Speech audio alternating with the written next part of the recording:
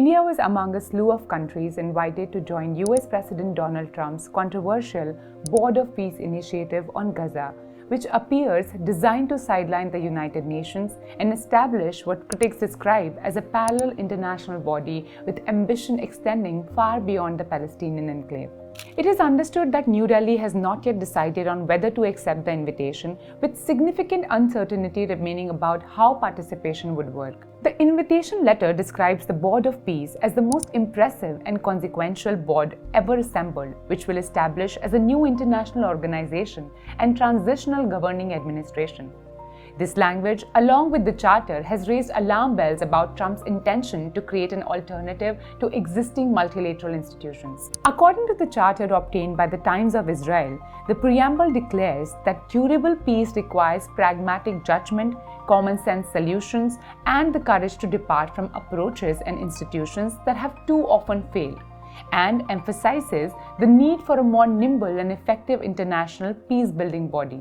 The charter makes no reference to Gaza, adding weight to reports that Trump sees the board as a tool for resolving conflicts worldwide rather than one limited to Palestinian enclave. The US has invited leaders from approximately 60 countries to join, including Pakistan, Turkey, Egypt, Argentina, Italy, Germany, Australia, EU countries, and Gulf states. On January 16, Trump also announced the executive board that will operationalize the Board of Peace direction. The 7-member body, dominated by Americans, has US Secretary of State Marco Rubio, Trump's special envoy Steve Witkoff, and top aide Robert Gabriel, son-in-law Jared Kushner, World Bank President Ajay Banga, billionaire and Trump ally Mark Rowan, and former British Prime Minister Tony Blair.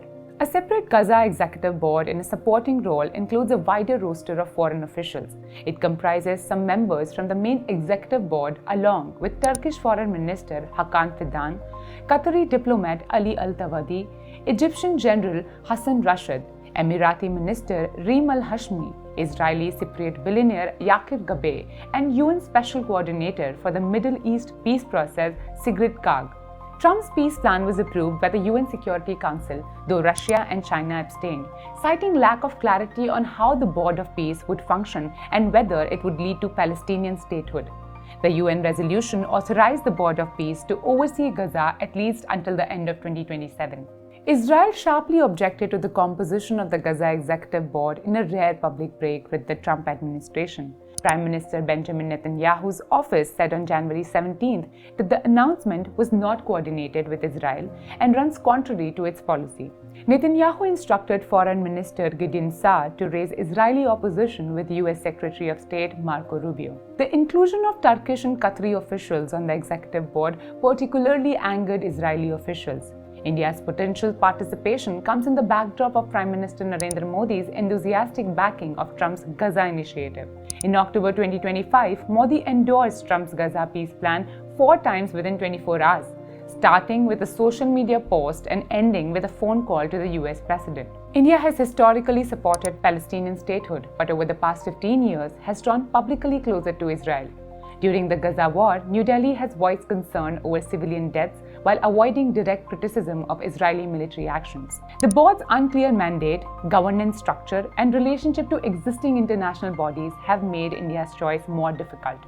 New Delhi will have to consider trade-offs of participation, especially with Pakistan involved, and potential impact on India's global south positioning.